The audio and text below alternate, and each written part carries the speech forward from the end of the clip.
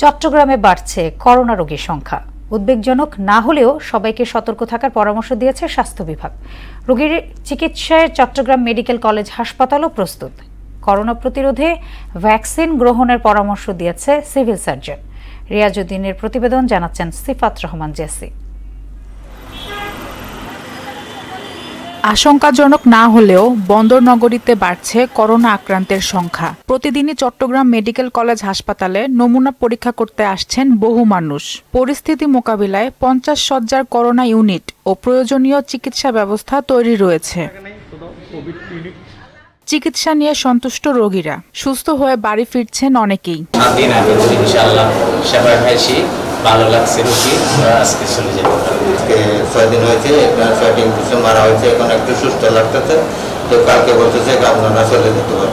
এই মুহূর্তে আতঙ্কিত না হওয়ার পরামর্শ দিলেন চট্টগ্রাম জেনারেল হাসপাতালের ভারপ্রাপ্ত তত্ত্বাবধায়ক। কোভিডকে এখনো মহামারী পর্যায়ে বলার মতো সময় হয়নি, তবে বিগত অভিজ্ঞতার আলোকে আমরা বলতে পারি যে অবশ্যই আমাদেরকে এবারে কোভিডে সচেতনতা গ্রহণ করতে হবে, যেন এই ধরনের কোনো পরিস্থিতিতে আমরা মুখোমুখি হতে না।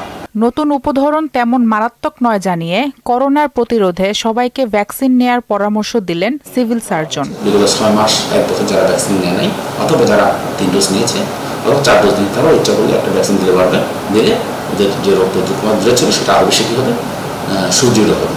চট্টগ্রাম মেডিকেল কলেজের পরিচালক জানালেন 11 বেডের আইসিইউ সহ কিডনি রোগীদের জন্য ডায়ালাইসিসের ব্যবস্থা রাখা হয়েছে, তবে মুমূর্ষু অবস্থা ছাড়া কাউকে ভর্তি করা হচ্ছে না। কোভিড রোগীদের জন্য আইসিইউ 11 বেডের আইসিইউ আছে এবং ওখানে ফুল প্রেজেন্ট।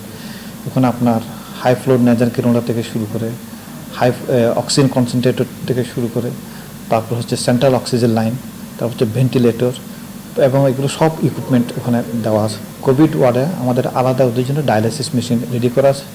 এটা চট্টগ্রামের কোথাও কিন্তু এই ব্যবস্থা নাই। সব রোগীতে আমরা হাসপাতালে ভর্তি করার কোনো নিয়ম নেই। যেমন ধরেন জুন মাসের প্রথম 3 সপ্তাহে চট্টগ্রামে করোনা আক্রান্ত হয়েছেন 62 জন আর মারা গেছেন 3 জন। সিফাত রহমান জেসি, মোহনা সংবাদ।